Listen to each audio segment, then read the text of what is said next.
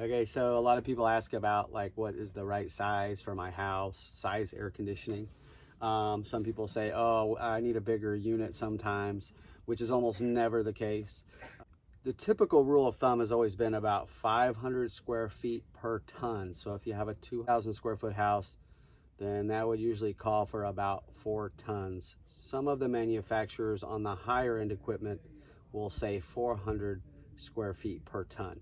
If we're talking about like a multi-stage system or a variable refrigerant flow system.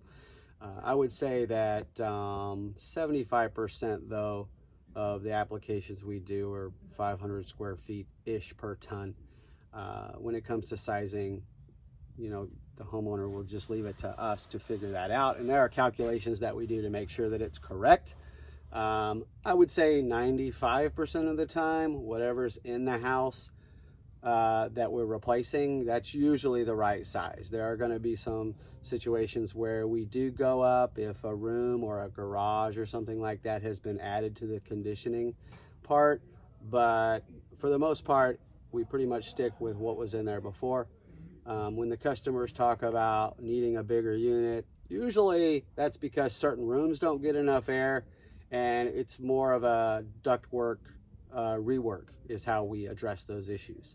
We wouldn't want to oversize a unit or a system for customers because that brings up a whole new set of problems. The main problem being in the summertime, if we went from like a 3-ton to a 5-ton, we would be able to drop the temperature on the thermostat a lot faster. That is true. But in the hot, humid months, we need longer run times to remove humidity. So if we put in something too big, then the system will do what's called short cycling, where it doesn't run for long enough to remove humidity. You can get the humidity down, the drier air feels a lot better, even at a higher temperature, than colder air with more humidity.